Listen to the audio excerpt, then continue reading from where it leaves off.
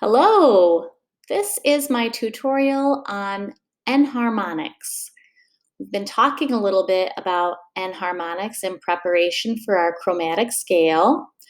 And I want to remind you that an enharmonic note is one note, one fingering with two different names. I always like to say it's like a person, like you. You might have a nickname. You're one person, but you go by two different names.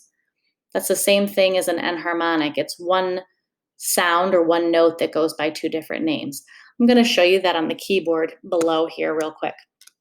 So on this keyboard, I have some black keys, which are our main enharmonic notes. I'll show you real quick. Right here, this note is an F, okay? And if I'm going up a half step to the very next key, that's going to be F sharp, okay? And then the very next white key just above, that's going to be the note G. Okay? Now, if I'm going backwards from G to this note, this black key, we're going to call this note G flat. It's also known by the name F sharp. Hence its enharmonic names. This black key is F sharp and also G flat. It's the same sound, it's the same note with two different names. So what you can gather from what I'm telling you is most notes and harmonics will have a flat name, and a sharp name, okay? And you can figure this out. You know that there are 7 letters in our musical alphabet, A, B, C, D, E, F, and G, okay? Let's take this G again for an example. If I'm moving up the keyboard, this is G sharp, this black key, G sharp. So one of the names is G sharp. Now, can you figure out what the enharmonic name would be?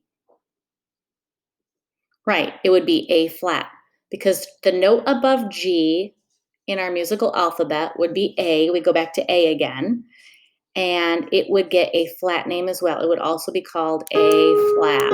So this note here is G sharp and A flat.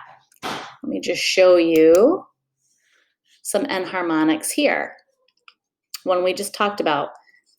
A sharp is also B flat. We have to give it a flat name and a sharp name.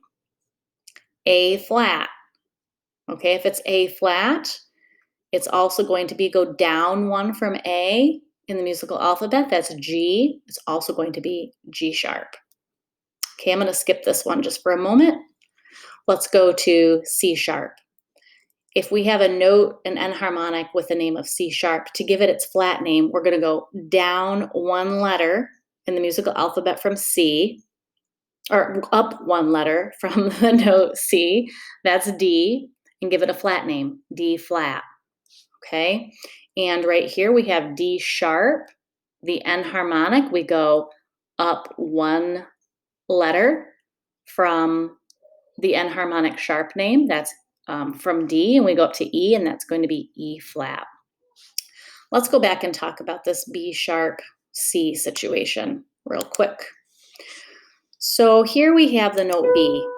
Notice no black key in between, and here we have C, okay?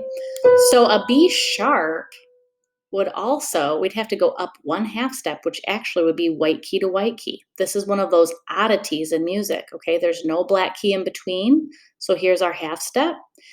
So our B sharp would also be the note C, okay?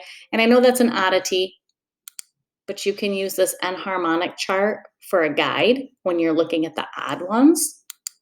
I'll show you one other place on the piano where there is no black key, and that is right here between E and F. So you would have the same situation on your enharmonic page. Notice here, F flat is also E, okay? Or E sharp is also F. I hope that doesn't confuse you much. If you have questions, you know where to find me. Have a good one, guys.